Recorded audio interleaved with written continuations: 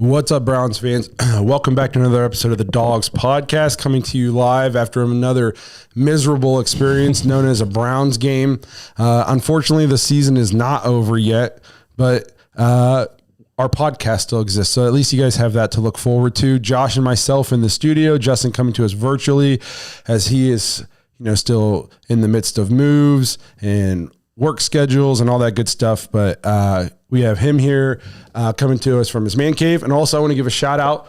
We're trying out a new camera switcher / producer tonight. So big shout out to my friend Aiden in the producer booth. Everybody give him some love in the chat. If he starts switching the camera too much, we can call him out. We appreciate you guys being here despite the Browns just not putting a product worth watching on the field. Hopefully we can one up them and put a product worth watching on the internet for you guys. I like that. Yeah, I like that. I want to say we have a fun episode lined up for you guys. It'll at least be therapeutic. I don't know how fun it'll be to revisit all of our trauma, but we're going to try our best to get through it. Before we dive into everything, though, remember, if you want to get your thoughts and your intros and your voicemails on the show, head to thedawgspodcast.com, tap leave voicemail. If you're watching on YouTube, please like, and here's the key: subscribe. Subscribing helps us a lot, and it seems like everybody's forgotten that in the last month or so. I'm just giving you guys a hard time. But no, seriously, if you subscribe, tap the notification bell. You don't want to miss any of the content we're putting out, especially as we transition from miserable off season to hopefully fun, or miserable season to hopefully fun off season, talking draft and, prospects and free agencies, the kind of things that Browns fans that we typically do, and get excited for. We're not normally excited for seasons, and we're finding out this year there's a reason why we don't get excited for seasons, because it just leads to sadness and despair. So again, you don't want to miss any of the content we're putting out. So make sure the notification bell's tapped. Make sure you guys are subscribed. If you prefer to just listen to episodes, you can find us on Apple, Spotify, and Google. You can also find us on all those major social media platforms. Just search at the Dawgs Podcast. Lastly, if you're looking for more Dawgs content, head to jointhedawgs.com, become an official Dog Pack member on the Patreon page. You get access to the private Discord. You get an extra episode every week. You get to play fantasy. Did I say you get to play fantasy football with us? You get to play fantasy football with us. If I said that twice, it's not a glitch in the matrix. Bad I wasn't listening. And you just get to meet Browns fans from all over the world. And I want to revamp the Dog Pack. So now's the time to get into it, because I'm brainstorming ways to really kind of take it to the next level as people join into the offseason, heading into next year to fill up the fantasy leagues again. So if you have ideas that you think would be cool for, if you're already in the Dog Pack and you have ideas, obviously let us know, because you're the guys that we want to hear from. You're in it already. But if you've been thinking about joining and you want to know what's offered, or you have questions, or you have ideas for what could be offered to make it worth it, we want to make it as cool for you guys as possible. So just let us know in the comments, send us a voicemail or email or whatever you want to do, and we'll consider pretty much anything. We want to revamp it, make it as good as it can be for the guys who are joining and the gals. We accept everybody here at the Dog Pack. So again, that's jointhedawgs.com. If you want to become an official Dog Pack member, support the show, and just meet a bunch of cool Browns fans from all over the world. Yeah, I will say real quick, and I'm not going to talk in depth about the idea, but I do have an idea about the how to revamp the Dog Pack a little bit, a perk for everybody if they want to get in there. Haven't fleshed out, I would talk to you guys about it, but I haven't fleshed out all the details on how that's going to work yet. But, information coming in the next couple months, let's put it that way. Yeah, so great minds already think alike. So obviously yesterday, tough watch for the Browns. They lose 21-7 to the Chiefs. I feel like the game went almost as predicted by us on the preview episode. We said it was going to be grinded out, sloppy game. We said this isn't a high-flying Chiefs offense as it has been in the past. The defense could come out and play well. It would give us a chance to win. I guess I would imagine, I didn't bet on this game, but I would have bet 1+ Jameis pick. I guess I could have bet 2+, and I could have bet 5+ turnovers for the Browns, and I would have hit on all of these. That's not a recipe for success. No, and I believe the Chiefs came into this game -4 in turnover margin for the season, and now I believe they are +1 or 2. If my math is, I'm no mathematician, but +2 now, I believe, in one game, a swing of 6. So not good for the Browns. Justin, you weren't there because you decided to save yourself the agony, but thoughts on the garbage that was put out there. I mean, it's disappointing, but look at where we're at. We're 3-11, and I don't think anybody's like super, super surprised at the result. Like, did we come in optimistic that sure, like they can give them a run? And I kind of, in a way, we did give them a run.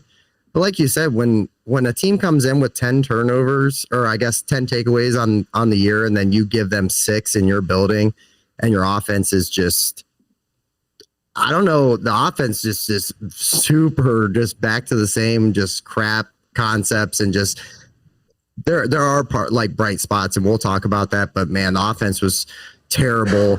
At least you come away with more questions than you have answers heading into the offseason. At this point, I don't know what direction we're heading, and I don't think Browns fans really do.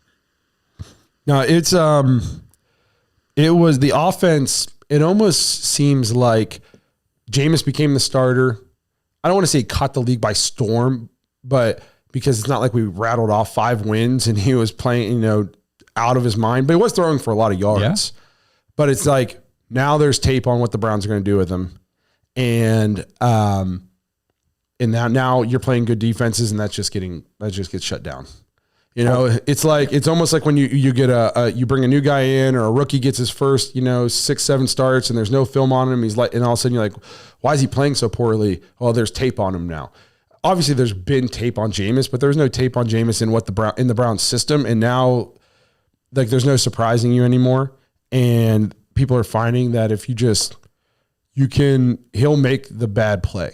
Well, I mean, honestly, we were kind of getting lucky from the start. That Ravens game, he had 3-4 passes that were in that game. We should have lost that game. Remember, because Kyle Hamilton had the pick in his hands. I mean, Jameis threw it right to him, and he just dropped it. So really, Jameis has been doing this from the beginning. They just haven't all been caught. I mean, he had 2, 3, 4 other throws yesterday that should have been picked. They were right in Chiefs, defenders' hands. They dropped them, and it easily could have been an 8, 9, 10 turnover day for the Browns instead of just 6, which is, could you imagine, ungodly. It's bad. 6 is bad. 6 is horrible. That's what I'm saying. Yeah. Could you imagine 10? Oh my.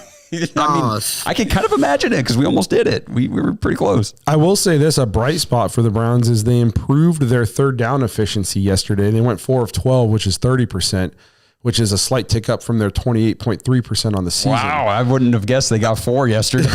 So, it's pretty incredible. That speaks volumes to how bad the offense has been as a whole this year, when you can go 4 of 12 in a game on third down and you increased your third down percentage for the season. And when you went 30% on third down, Chiefs went 7 of 18.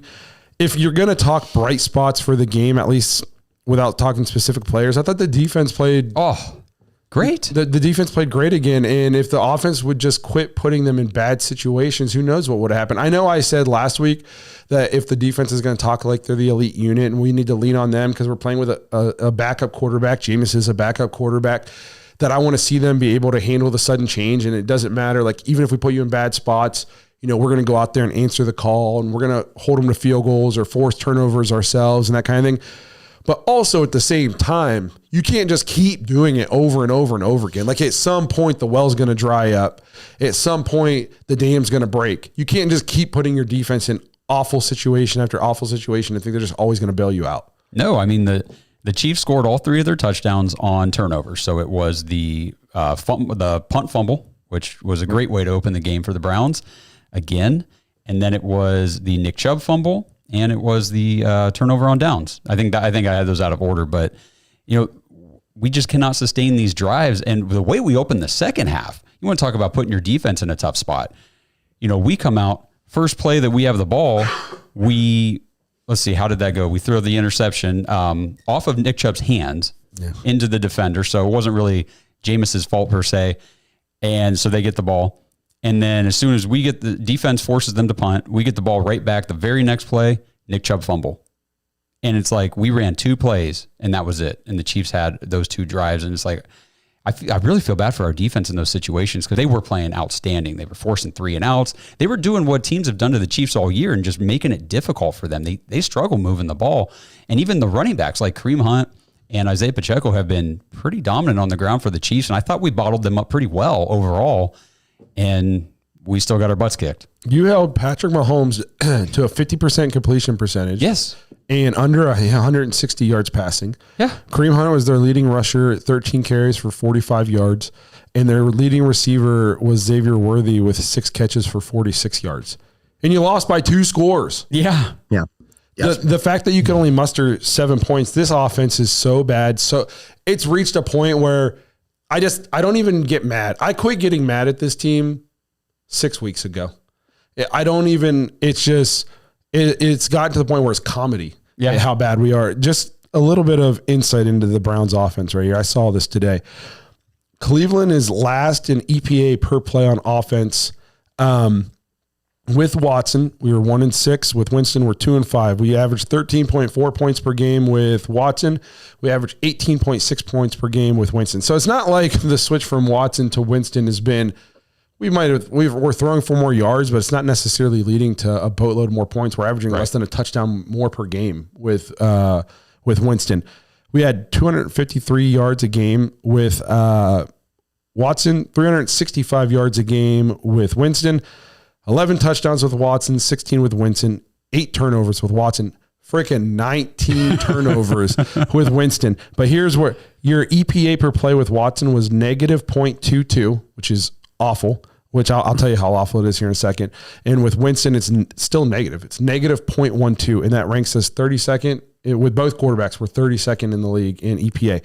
The Browns, that would be last for everyone out there. There's only 32 teams in the NFL, if anybody's wondering. They never add. If they add a 33rd, we'll be ranked 33rd. Yeah, we won't be last anymore. No, we will. We will be. The Browns' EPA per play with Watson was 786th out of 798 teams since 2000. Okay. The EPA with Winston ranks 690th out of 798 teams. So about 90 spots better than Watson, still ass. Right. Okay. Right. Yep. So that's where we're at with this offense. And if anybody's keeping track, this is a very highly paid offense. It's not like we're rolling out the 2016, 2015 Browns with Deshaun Kaiser and Isaiah Crowell, Corey Coleman, and I don't know. I might be Massaquoi. Either way, these Brian are all Robisky. teams that we had. Yes, we're not rolling these guys out. This is one of the highest paid rosters on the offense on both sides of the ball, but on offense, the offensive line is like one of the highest paid lines. Yeah, and we're looking to make Teller even higher paid. And so the offensive struggles are perplexing, to say the least. So weird. We said we gave Deshaun a lot of crap in the first, whenever he was playing, because he had 2 games under a 10 QBR, and it was like, I think what I went back and looked last year, and only 2 quarterbacks the entire season ever had 1 game under a 10 QBR, and Deshaun already had 2 of them, and they were like in the 8 or 9 or something. Jameis yesterday had a 3.6. He almost had a 0 if you round down. He only had his QBR was only 3.6 points higher than mine was yesterday. That's a great way to look at it. Yep. And I was on my couch, for the record. And I didn't throw one single pass yesterday, and he beat me by 3.6 points in terms of QBR. So obviously we've established bad for the Browns. Why don't we hear from Kenny Mack before we get too crazy? We got some voicemails we want to get to. Kenny left us one talking about the game. So before we go too far, let's hear from Kenny. Yeah, we can do that. I'm sorry. I did not have that loaded up, ready to go. All right. So you said Kenny, here we go. Yo guys, it's Kenny Mack. Is it just me, or is the 2024 Browns exactly like the Christmas story? We started the year at the bottom of the hill, and we're waiting for NFL clause, and we're waiting to get up there with our fans. The fans go first, and they're crying, and they get sent down the hill, not even knowing what's going on. And then it's our turn, and we're up there, and we almost freeze because we're sitting there trying to make everything better. And we don't know if Deshaun Watson's going to be any good. We don't know if Nick Chubb is coming back. Hell, we don't even know if Amari Cooper's going to be with the team and practicing. Wow, what do we get? We get a football from Santa. How about a little football, boy? And we're going to throw you down the slide and have a great season. We stop and we say, no, Santa, I want an official silver Super Bowl trophy with a 14-2 playoff team. points for, points against, number one at 200% third down efficiency. Well, guess what, little boy? You're going to have too many turnovers. And he throws us down there. Ho, ho, ho. That's right, guys. 6 more freaking turnovers to add to the lot. Tired of this coaching regime not getting anything done, and we're just the definition of insanity. And remember, this was interview week, and we all didn't get hired. I'm out. I can't get over I don't know what's going on with Kenny's voicemails lately, but they're just take it to another level with it's got like this little bit of a lisp. I know. It cracks me up. No, it's just, first of all, great voicemail. Excellent. I like the tie in to Christmas. It tis the season. Yes, it is. Yes, but no, it just, I'm seeing a lot of talking here. Need running back, OL, QB. We're obviously going to talk about the game, and then we're going to get into some more specific stuff. But just, it's been a failure across the board offensively. I think defensively, again, the defense has had times where they've been bad this year, but they've had times where they've been great. And I think that the defense in the defense in its current form, if we had a good offense, I'm not even saying if we had, the Lions or the Bills, if we just had a good offense, we would still be in contention. We'd still be playing meaningful football. We would be above 500. If we had any kind of offense that wasn't 768th out of 790th in EPA the first 7 weeks of the season, we're probably going into the Winston era like multiple games over 500, and with it, hitting our tough stretch of the season, but we built a little bit of a buffer. But the offense is just so bad. And the run game is so bad. And I can't tell if it's, we don't get a push because we're healthy. If you look back outside of quarterback, this is the healthiest the offense has been in 3 years. All of our receivers are playing. I know Njoku didn't play this week, but this is the first week he didn't play. And 4 of our 5 starting offensive linemen are playing.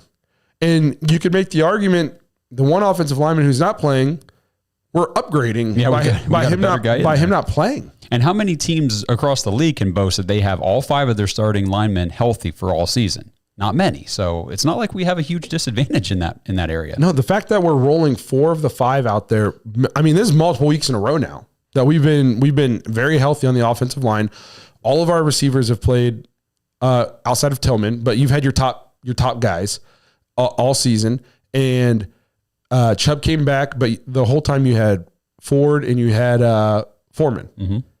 Like, it's the healthiest the offense has been in years, and they can't do anything. Just to kind of touch on your point, man, and I don't want to take us off track or anything. How, going into this year, what was the biggest thing that we said? If we can just get okay quarterback play, man, we're going to be tough to deal with. We're going to be a really, really tough team. And unfortunately, not only did we not get good, like at least just average quarterback play, but we had I've never seen anything like a perfect storm of other issues on offense. The line, whether it's communication or just missing their blocks completely. The running, like you said, the running game, man, super disappointing. The fact that we get Nick Chubb back and then this is kind of how it ends, just another just kind of, I guess, dagger and just what's just a terrible season. If there is going to be positives that come out of it, the wide receivers, I think you have to be impressed with. Elijah Moore was a guy we weren't even sure about, and I know he didn't have a great game yesterday, but I think you've seen flashes that he's competent. You know what I mean? And a wide receiver 3 role, and obviously Jerry Jeudy. The Browns have something there. Well, if they can get a quarterback with that guy, oh my goodness. Let's talk about Jeudy real quick, because I know you mentioned Moore, and really yesterday, if your name was not Jerry Jeudy, you were, as a wide receiver, you didn't do anything for the Browns. I mean, it was Jeudy and it was Akins, and that was pretty much it, I think.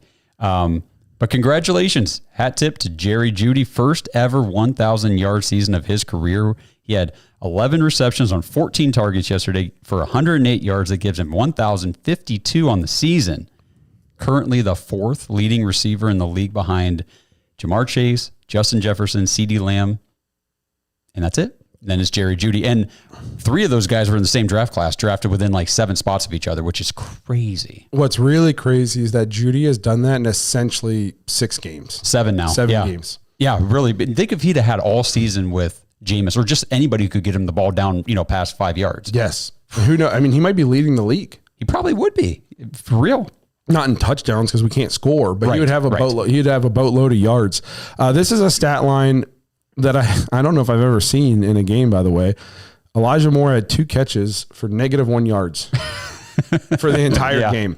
Yep. I don't think it was all. I agree with what Justin said. I think Elijah Moore has proven that if you can get good quarterback play, I think he can be a low end 2 to a high end wide receiver 3. Yeah. He doesn't drop the ball.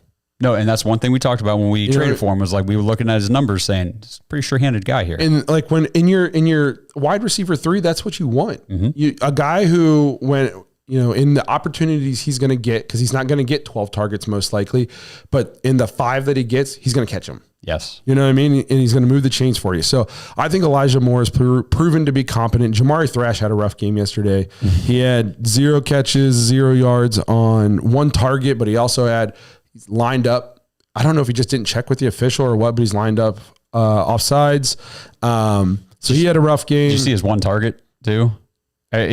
It's like he turned around. Jameis put the ball right on him, and he just he wasn't ready, ducked and let it go over his head. And it was like, oh man, yeah. So I've been screaming for him to get more run, and then that didn't look good. Another guy who I've been impressed with since Tillman went out is Michael Woods. I think he's filled in nicely. Yeah.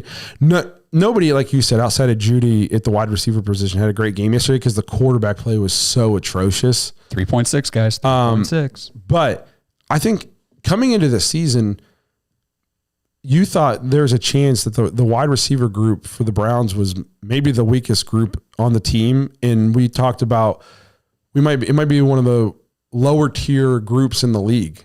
And now I'm going, man, if we had competent quarterback play, I think we have a very serviceable wide receiver room with a number 1 in Jeudy, hopefully, as long as he can continue to ascend. That could be very formidable. Yeah. Especially if you compare it with some decent quarterback play in a run game. So as bad as it looks on offense for the Browns, I do think it's like a serviceable run game and just not awful quarterback play away from being not this bad. But I don't want to go too far off the rails. I know we have more voicemails. Another one just kind of talking about the game overall. So why don't we get to Josh here? Hey there, Browns Nation. Coming in from Portland, Oregon. Longtime Browns fan. Longtime Dawgs podcast fan. Oh, man, you guys are the shit. I got to go party at the Browns Bacher Bar in Vegas for a Browns game. It wasn't the game y'all are at. And honestly, I don't want to talk about the game we were at. Because I don't want to talk about the game tonight. Because, Jesus Christ, once again, the only position like that was a receiver.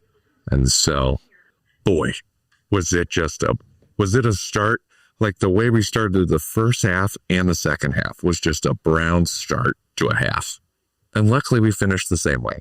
But you know what?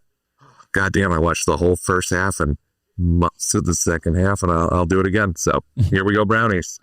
Yeah, I mean, the Browns opened, like combined, first half open and the second half open, 3 turnovers. Boom, boom, boom. What a Browns way, like he said. First of all, appreciate the call, Joshua. I like hearing from new guys, especially from all the way across the country out in Portland. So that's pretty awesome. It's cool to hear from guys that say they're like longtime listeners. Yeah, and, first time caller. Like I like that a lot. That's cool. So appreciate the voicemail. I was thinking a lot about like the Browns' woes, and I feel like if you watch it, football is the ultimate team sport. You know, in basketball, you can have one superstar who can just completely take over a game. I mean, the Cavs won like 3 games, draft LeBron James, win 30, and then the next year go to the playoffs because he's just that good. And in football, you can have the best player in the league on your team and not win a game. You know, and the Browns have done that. Myles Garrett has been on our team for a long time, and we won 1 game. And I'm not saying Myles Garrett's the best player, but he's definitely one of the best players. And We had Amari Cooper, who's a very good wide receiver on our team. Now we won some games that year. But we've had other Joe Thomas. Yeah, Joe Thomas. Hall of Famer. Didn't win any games. It's the 10 guys. There's 11 guys that have to do their job on every play. And 10 guys can execute to perfection. And the 11th guy messes up and the play's dead. And that's why it's so hard to be good at football. And I feel like when you're a bad team, it's not that the whole team is awful all at the same time. If you go back and you watch, it's 10 guys did this play perfect and one guy missed his block. And if that one guy got his block, it might have went for 60 yards. But that one guy, and that's just the kind of stuff that happens when you're a bad football team. It's not like every play, every single person is bad. It's like you just can't get everybody executing consistently on a play in, play out basis. It's like every play one person messes up. And then when all 11 guys execute, you get a 60-yard touchdown run from Jerome Ford. Yep. Yeah. And it's just, it goes to, there's coaching involved, it's players, focus, preparation, and it's skill. A lot of people, which we have a voicemail about special teams, which we can get to that before I go on a tangent, but the special teams have been bad. And I think some of that, I've talked a lot, I just think the depth isn't there sometimes. And when you're rolling out guys on your special teams who might not even be on rosters on other teams, you're going to have bad special teams. Yeah, I do agree. I think you're right about that. I also think there is some coaching stuff to it too with the special teams, because there are some penalties and why are we fielding punts inside the 5 every week? It drives me insane. They did it again yesterday, and even on the broadcast, was that Ian Eagle even said, Prochet, fair catch inside the 5. He goes, I just don't understand that. Me either, Ian. I don't get it either. Why are we doing this stuff? And it's every week. And it's just like whenever you watch a guy like Jonathan Taylor drop the ball before he crosses the goal line. How does that happen more than once in the NFL? How does that not happen twice yesterday? It's happened twice. It happened twice this year. And it happened twice yesterday. Yeah. There was the Bengals were returning, I think, a fumble or something for a touchdown, and they did it on defense. They dropped the ball. Oh, my God. And it's like, that should only ever happen once in history. And every player should have it drilled into them. Like, if you don't cross that goal line with that ball in your hand, you're off the team. You know what I mean? So it goes back to coaching. Like, why are we catching the ball inside the 5? And, again, not that I want to say the coaching leads to muff punts, and that speaks more to depth and player personnel and all that kind of stuff. But my goodness, we have so many penalties. There's holdings, there's offsides, there's illegal formations, and it's just. I know we have a voicemail about the special teams. Do we want to play it? From Brad? Yeah, sure. I was going to dive into the Miles thing real quick, but we'll do Brad. It's the final countdown. I hope this doesn't get us copyrighted.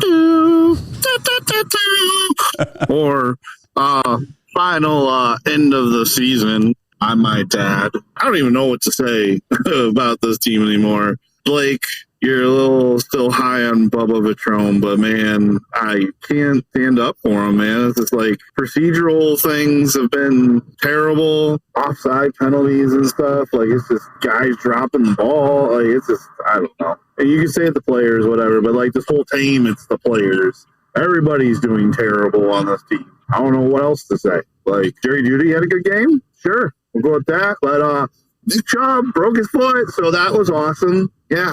It was a great day of football. Not. So, yeah, here we go. The season's almost over, so that's good. Woo! Let's go Browns.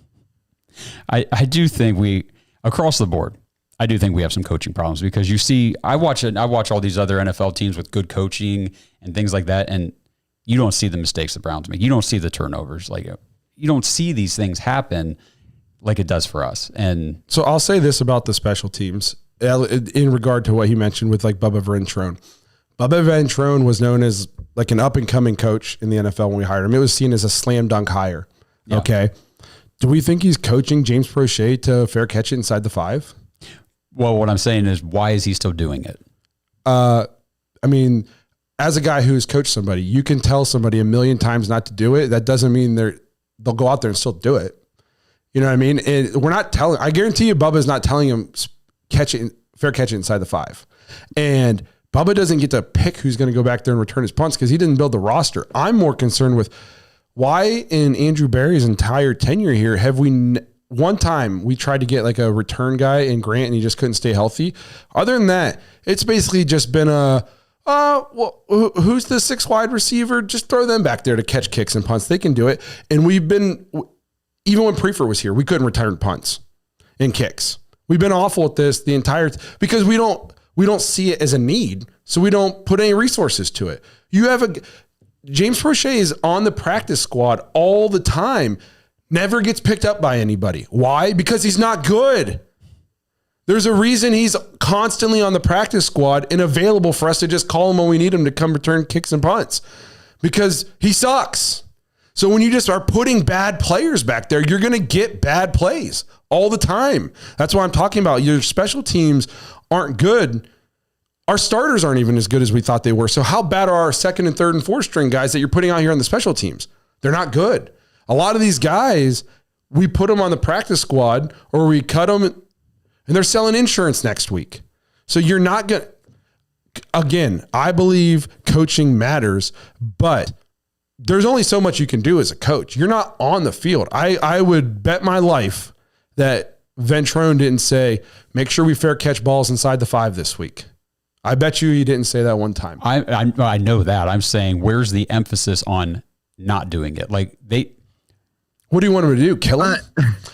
Not exactly. He can't bench him. Who else he doesn't have anybody else to put back there. I'm just saying the same thing as like dropping the ball at the goal line. Like it should be drilled in to these guys. Like that is, I mean, I know it's on the player, but at the same time, it's like, what are we doing here? What are you going to say, Justin? No, I was just to touch on what Blake was saying, that we've been lurking all year. It was Jalen Darden for a little bit, and then Strong stepped in and tried it, and then it was Kadarius Toney time. Let's see if that works. And then, they'll bring Prochet back again for like the 3rd or 4th time to try it.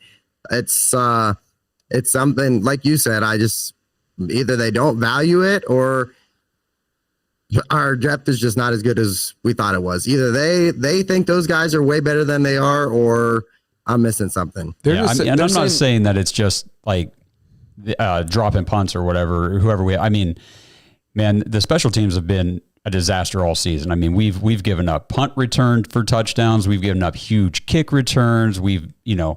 Obviously we suck. We can't make our field goals. The only thing that's been consistent has been Corey. Yeah. Bajorquez, and that's it. Agreed. I mean, yeah, he's crushing it back there, but that's because our offense can't do anything. So we punt 10, 12 times a game. So he's awesome. He's going to be him and Miles will probably be our only Pro Bowlers. Bojo should be starting. Yeah, for sure. He's been unbelievable. Yeah. But a bright spot for the Browns has been Myles Garrett. So, and I know that maybe the sack numbers aren't as crazy high, but I know you've kind of dug into a lot of these numbers and you wanted to get into it. And I guess I'm just posing the question, what kind of year is Myles actually having? Because I don't think he's had a sack the last 2 weeks now. No, he hasn't. But yeah, this goes back also, I wanted to touch on this when you were talking about how football is the ultimate team sport. And it blows my mind how many people on social media, I guess it shouldn't, because a lot of people on social media aren't that right, but they'll look at the box scores and say, oh, he had 3 tackles and no sacks. He didn't do anything in this game. Well, then I'll post these stats about, well, actually he did have a huge impact in the game. And they'll say, well, it doesn't matter because we lost. I'm like, okay, so his impact in the game doesn't matter just because we lost. I don't recall him throwing 4 interceptions on the offensive side of the ball. So I think that the way Myles Garrett's playing this year is something we can hang our hats on going into next year. We've got one of the best pure pass rushers in the NFL. He had yesterday against the Chiefs, he had a 31.6% pass rush win rate. That was the 3rd highest on the week of all edge rushers. He generated 12 quarterback pressures all by himself yesterday. That's almost twice as many as the next highest edge rusher. Nobody else had more than 7 in a game yesterday. He had 12 by himself. This season, he leads the entire NFL in pressures with 70. He has the 2nd highest win rate on the season at 24.4%. And he is doing all of this stuff while also facing the highest double team rate in the league at 29%. I think the next highest is Micah Parsons at 26. So nobody's getting double team more than him, and yet he still leads the league in pressures generated. So he's having a Defensive Player of the Year repeat type of season, and he's definitely going to be in the conversation. It's one of those things where, especially Steelers fans will say, yeah, but he doesn't get home. So great. win rate. These are all just made up stats, blah, blah, blah, blah, blah, blah, blah. Do you understand? They are completely, their entire game plan is how to make it so he can't get a sack. Correct. Okay. With the double teams, running away from him, rolling away from him, all that good stuff. The chips out of the backfield and with tight ends. In order to get a sack, you need a little bit of help in turn. Like, he's not TJ Watt who just gets unblocked all the time because I don't know. Like teams clearly don't fear TJ Watt like they feel double team Myles rate Garrett. for TJ is 13%, by the way, compared to 29. Yes, and I would like to know what the unblocked rate is, because I feel like I watch a Steelers game and at least a couple times a game he just doesn't get, like, they don't block him and he gets a big sack and it's like, what a great play. I'm like, well, I would have made that. Nobody even tried to block him. And I'm not saying TJ's not great, but Pittsburgh Steelers fans are all cucks for him. So I bet you that's the first time cuck's ever been used on this show. For sure. I don't know if it has. I think it has been, dude. I'm pretty sure we've said, but yeah. But no. So, but you need a little bit of help interior. Myles beats his guy, and if there's no pressure up the middle, guess what? The quarterback just step up To the right. and all that tackle has to do is now just get a little chip on him. We got to cover better. We don't cover people as well as we did last year. We need a little help from the other side. They can't just always roll away from Myles if the guy on the other side's pressuring them back the other way. Yeah. You know what I mean? So there's so much that goes into it. Yeah, a couple times he's going to just beat his guy so fast that there's no chance for a step up and that kind of thing. But turns out, like, the quarterback's a good athlete and a good football player too. And the offensive coordinators are smart and they game plan for Myles. Well, and to go back to your point about, 10 guys can do their job perfectly and the 11th guy doesn't do it and it doesn't matter. I mean, Myles Garrett, people say, well, what was his impact yesterday in the game? You know how many passes Patrick Mahomes threw that should have been picked off? The guy on the defensive end on the secondary just didn't pick it off. But if they pick that off, then it's like, well, Myles Garrett's pressure generated an interception.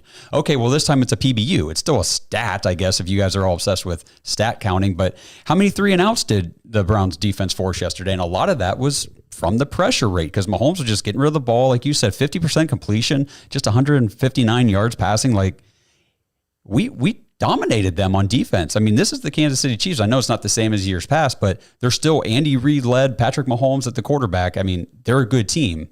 And if we had a decent offense, I think we could have at least competed for this game, maybe even won. Because Mahomes got hurt late too. Yeah. So if that's a close game and now they got to come out with their backup. Yep. Go ahead, if you Justin. blind read me, if you blind just showed me Patrick Mahomes' stats at the end of the game, and without anything else around it, not Jameis's 3 picks or the 6 turnovers, I look at those numbers and I go, "Oh, holy crap, we pulled it off." Yeah. No way. I think we definitely hope we just beat the Chiefs. Great. But just the other side of the ball, just no chance. Gave the team no chance. Well, that's a nice, you didn't even do it on purpose, but that's a nice segue into the next topic. Yes, I did. Quit playing with the dog. You know I did that on purpose. Put some respect on my name, dog. 4.5 years in, we just do it. It just happens naturally. So I wanted to, obviously Jameis gets benched at the end. We see DTR for a little bit. And I wanted to talk about should the Browns stick with Jameis now? Should they move on to DTR / Bailey Zappi? I think the Bailey Zappi thing is a moot point. If they're moving on, they're going to go to the guy they drafted to let him play. We all, I think, on this show have been adamant that it should be Jameis because it at least allows us to evaluate receivers and that kind of thing. After yesterday's performance, I don't think it freaking matters. I'm at the point now where, I mean, he's turning the ball over at a rate that is like unprecedented. And it's just, and the season is so far gone. Jeudy got his 1,000 yards. Like, I'm not saying I want them to move on to DTR, but if they go in that direction, I don't blame them. And I frankly, I don't give a shit because it just doesn't matter. And the Jameis stuff, he's just been, you can't turn it over that often. And I was talking to a guy today. I think you have to coach Jameis like we coached DTR last year in that Pittsburgh game. You have to coach around him a little bit. Take the ball out of his hands. Don't ask him to do too much. Just ask him not to lose the game. The problem is We're saying, hey, you got to go win us games right now. Because that's the Ken Dorsey offense that they wanted to implement. Like Yes. you've talked about a ton, put the quarterback on a pedestal and say, you're going to lead us to victory. And we have no run game and all that. So you're asking a guy who always has problems with turnovers. The one time in his career where he didn't, he had a strong run game and they were taking the ball out of his hands down in New Orleans. That's the kind of, which to me then says he's not a franchise quarterback if you have to coach around him. No, but could he be a stopgap if you had other things in place? Yes. But again, you're asking your backup quarterback who has a history of just throwing interceptions at a crazy high rate to go win you football games. What do you think is going to happen? Oh, yeah. I mean, the Browns will run a play action pass, and it almost makes me laugh every time they try it because I'm like, play action? We don't run the ball, and we can't, so who cares? And I talked about it last year. We didn't run the ball well last year, but the play action was so much more effective because of formations and the way we were running it. It at least looked the same. And it kept defenses honest enough that the play action was effective with Joe Flacco. Now, there's no fooling anybody. If we are in this shotgun, if we run it, it's out of shotgun like 7 out of 10 times. If we go under center, we're 100% running it almost. It's just there's just no creativity. It's so freaking bad. It's bad. I mean, hang on. I'll let you go real quick. I just wanted my piece real quick on the DTR Jameis thing. Like I saw DTR come in yesterday and play, and it didn't look good. I'd rather have Jameis continue to. I'd love to see Jerry Jeudy end as like a top 3 receiver this year. That'd be sweet. You know what I mean? I don't want to see him taper off just because we decided to put DTR and now it's completely unwatchable again. It's unwatchable, man. I know. The game was on my TV yesterday, and I would go and I was like blacking out.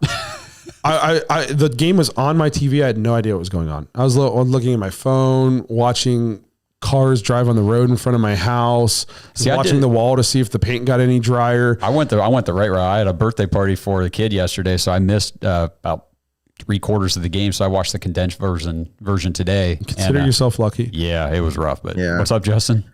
All I will say about this, as far as like, should it be Jameis? Should it be DTR? Should it be Bailey? I'm kind of with you, Blake, where I don't think it really matters. And I don't think, honestly, like if you're a Browns fan and you're getting worked up about who the quarterback is moving forward, I think we're missing something else.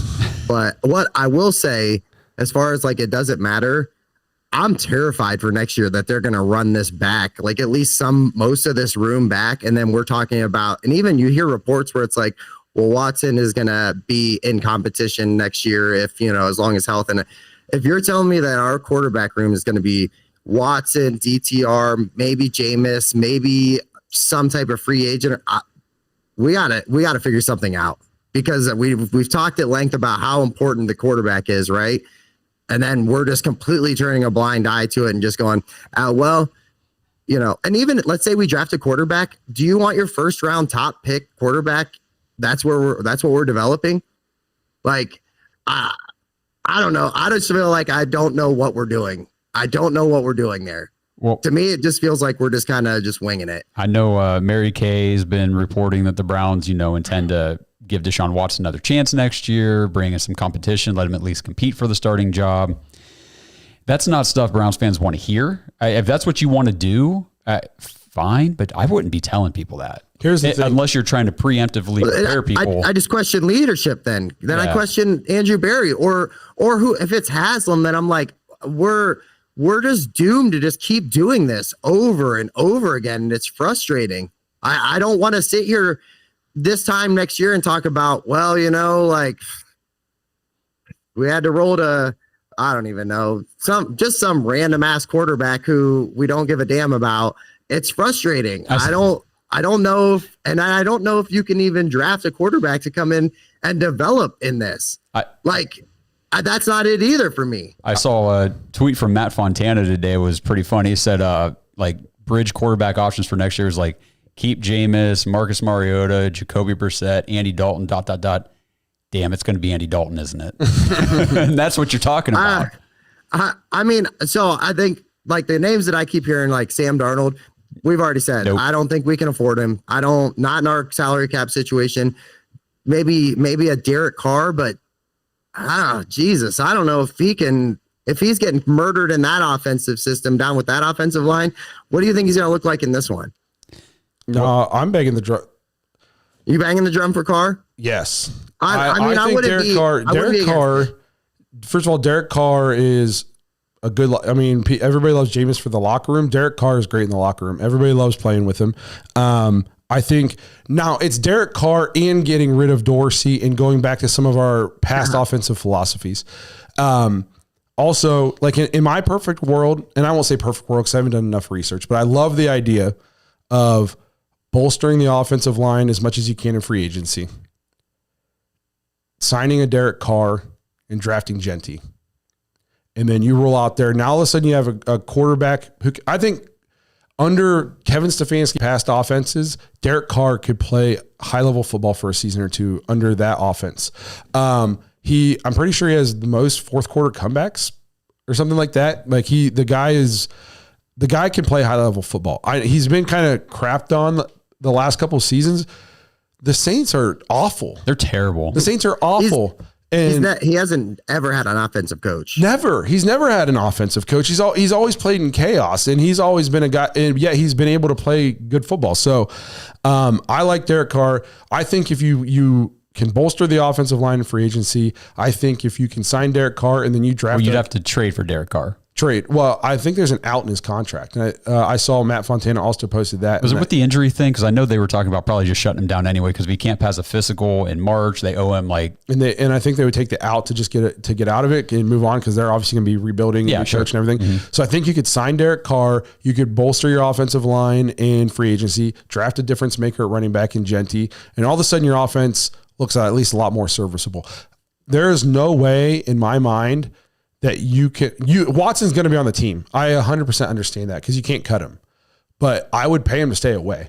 I would either pay him to stay away or we would be keeping him on IR PUP all year. And we'd be having backdoor talks like, hey, we're going to keep you on the PUP.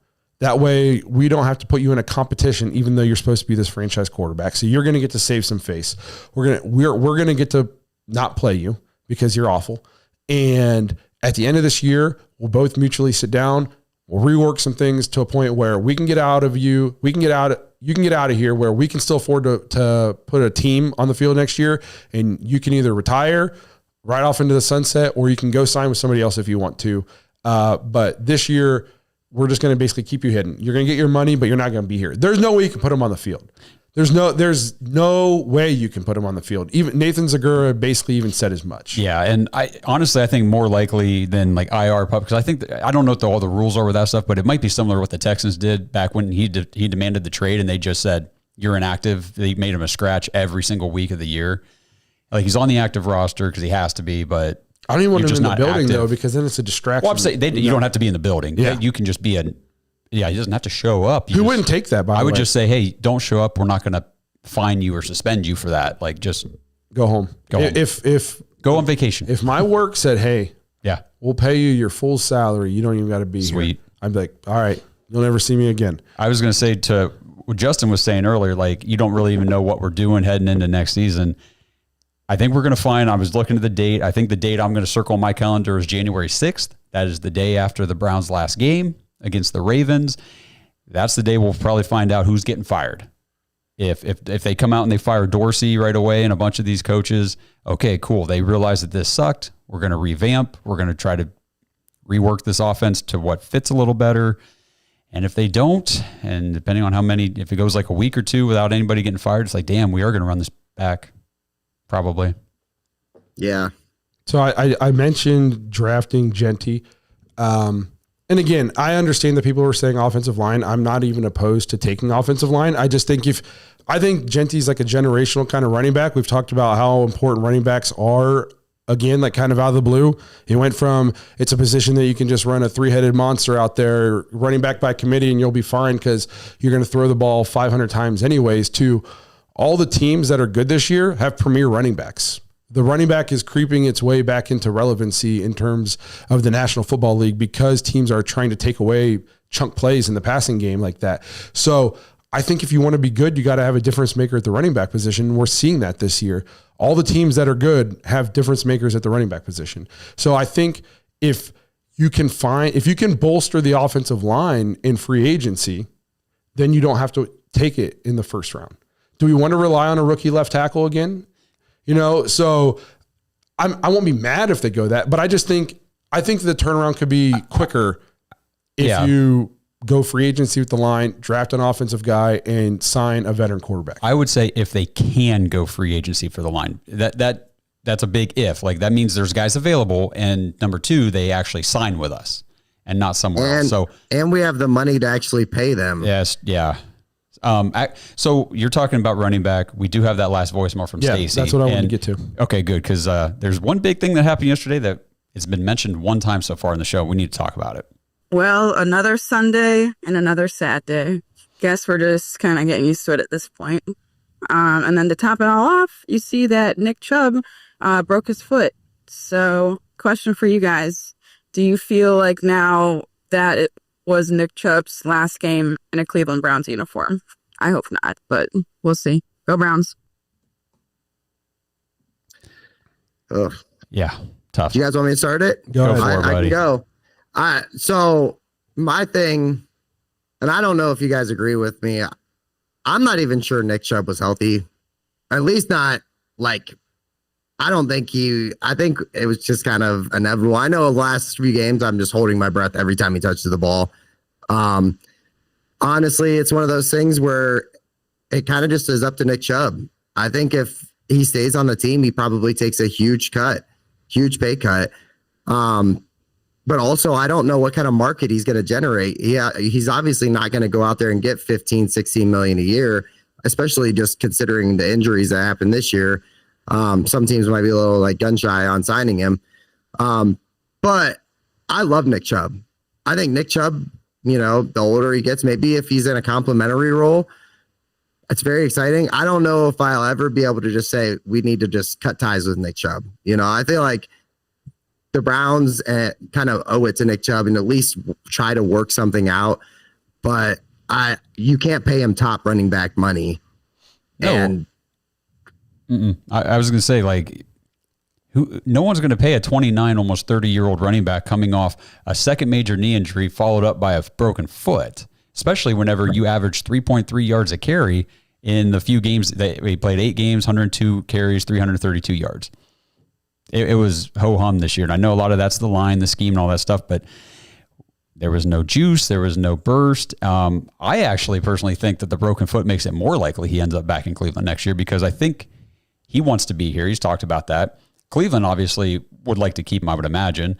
And like you said, if we could have him in a complimentary role to a young, flashy, electric running back, I'd be all for that. And I think now he becomes so much more affordable because he's an old broken running back. I hate to say that, but You might be talking like vet minimum. yeah, Like he might like what we got Foreman for. Yes, we might sign him for like $1 million a year or whatever. Yeah, it is. yeah, like a $1.5 million 1-year contract. Yeah, because again, like they did him a pretty big solid with the way they restructured his contract and put incentives in there for him and saying like he means too much to the city and to the team to just cut so that he was going to, come back. And we all agreed with that because it's Nick Chubb, but it's like at the same time, if you can't put one guy above the team, Right. You know what I mean? Even though they did it, kind of seems like they did it with Watson for the first 7 weeks. But it's one of those things where, like you said, I think that there's going to be very little market, which I think helps the Browns in their case to possibly bring him back. It's just if they want to or not. And I think they will if it is affordable. But I just feel like we were robbed. Like Nick Chubb was on potential Hall of Fame career path and, on track to be one of the greatest Browns running backs of all time. And then it just was stolen from us by Minkah Fitzpatrick, who also tried to steal Saquon Barkley's career too yesterday. Minkah, if you saw that hit. Fuck that guy. You know what I mean? Like one time it's an accident, 2 times all the time. You know what I mean? All the time. Like how about maybe you're just, kind of a piece of shit. Just back on the Nick Chubb thing too. I know nobody's not there. Like people don't want to hear this. I'm kind of excited for Nick Chubb because at least he can get healthy. I know Nick Chubb doesn't want to hear that, and I know Browns fans don't want to hear that. But let the man get healthy.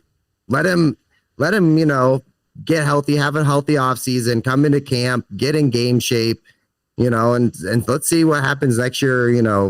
A year removed from a really, really bad injury. And then, the broken foot, we'll see. I think that's just, I haven't heard like the extent of how bad it is, but you got to think that could heal up properly and wouldn't be an issue moving forward. No, I think I heard from a sports doc today, 6 to 8 week timeline as far as like, surgery and recovery and all that stuff. And then it's just working your way back. So he said, for next year, he'll be ready to go. He'll be good to play. It's just, how many steps now has he lost to his game, because we saw it this year. It's just not the same. And, we've seen other guys off these broken feet, broken foot, broken ankle, Dak Prescott, what was it last year? Tony Pollard came back and wasn't as effective last year as people wanted him to be. Now look at this year, 1 year removed from that. He's much better.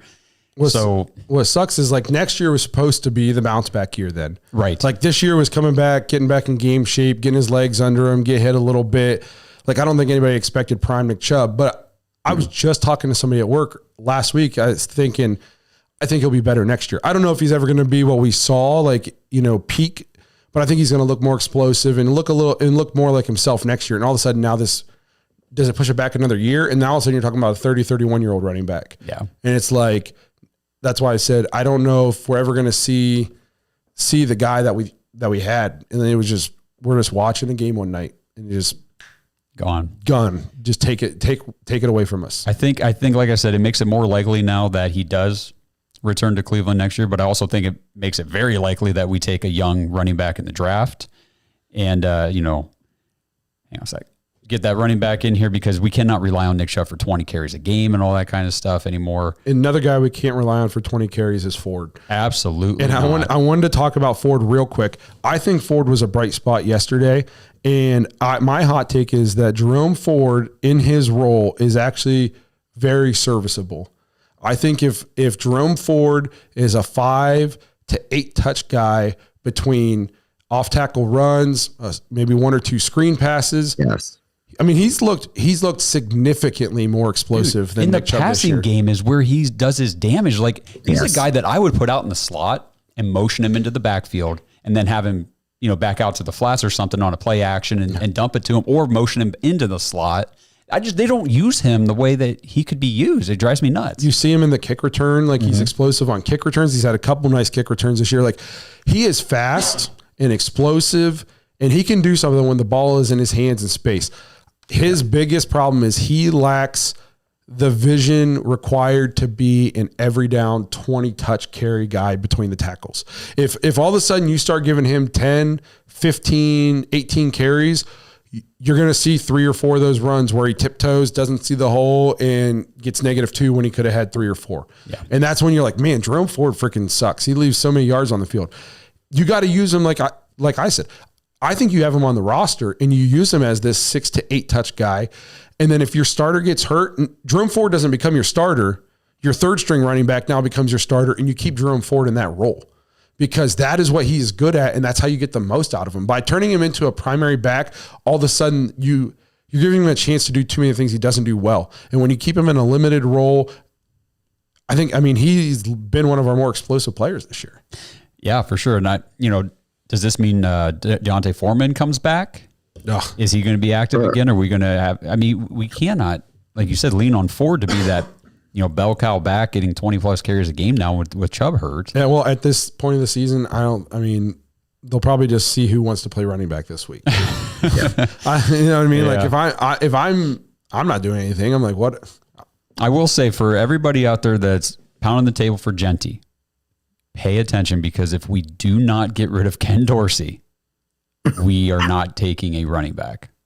We're not prioritizing it, or at least we shouldn't, because we won't use him. Everything in my brain says that Ken Dorsey won't be back next year. Oh, that's what's logical. Yeah, that's what I'm basing my Derek Carr signing, draft Genty, everybody's saying, I saw a comment, which we only got like a minute to go, said we need 3 or 4 new offensive linemen. That's not happening, guys. No, but Posick, Teller, these guys are all signed. Yeah. They're all healthy this year. Well, and remember you've talked about this a lot, and I think we need to reiterate, the scheme is screwing these guys, because we're asking these run blocking specialist linemen to run block and mostly pass block out of a scheme they're not comfortable with. They're not built for it. So you get back to what Kevin Stefanski likes to do, a good power run game and all that kind of stuff. I think Conklin's still a great tackle. Teller, obviously, they still believe in him because they're talking about extension and all that stuff. If Bitonio doesn't retire, he's still here. Posic's here. You just drafted Zinter. Yep. Okay, so I don't think we're going to see 4 new offensive linemen next year. I think maybe you'll see one at a left tackle. Yeah. And I think if you can address that, and here's the thing is, if depending on what your grades are in the draft, I don't know all the offensive tackles, but if you think Genty is that much better than all the other guys, and then you think the left tackle prospect that you can get wherever we are in the first round is great, but the guy we can get at the top of the second round is also high level, just as, maybe the ceiling's not quite as high, but can play just, right, like with that guy for most of the time. You take Genty and you go get that guy, and then you sign somebody. DeJuan Jones could technically play left tackle for us next year if he can stay healthy. So again, I haven't done tons of draft research. That's just an off the cuff idea I had here. So don't crucify me in the comments. But I just think there are ways to make it a quicker rebuild. Other than we need 4 new offensive linemen, you have to go draft this quarterback. I think we got to just get back to letting the offense do what they did best the last 4 years. Well, I think it comes down to coaching and scheme first and foremost, because we cannot continue to do what we're doing. Heavy pass with no quarterback, receivers that aren't built for this downfield attack. I mean, really, they're not. They're really good, but Jerry Jeudy's really the only one that's getting downfield and doing things. We need to play to our players' strengths. And this no running game thing, and it's the turnovers. This is 2 years in a row now. Last year we led the league in turnovers, and now this year I think we're trying to do it again. Oh, we're going to, but now we're like, hey, you know what? We could do that again this year. So we got to fix this stuff. Well, we've eclipsed the hour mark. You guys aren't watching Browns games, so you probably don't want to watch Dawgs podcast for much longer than an hour. So we'll cut it off here now. We appreciate you guys tuning in. Again, shout out to Aiden producing for us today. Let us know how he did on the cameras. If we should bring him back for a second week, maybe we'll start paying him. But Justice says nah. No. But we appreciate you guys coming in, hanging out with us, despite the Browns season being atrocious. At least you guys are coming back, hanging out with us in the comment section. We appreciate all the support. Again, if you want to become a Dogpeck member, it's jointhedawgs.com. If you want to get intros and voicemails on the show, head to thedogspodcast.com, tap leave voicemail. And please don't forget to subscribe. Good luck to everybody who's in their fantasy playoffs. And we'll see you guys sometime later this week for a Bengals game preview. Other than that, if we don't see you, have a good, fun, safe holiday heading into the Christmas break.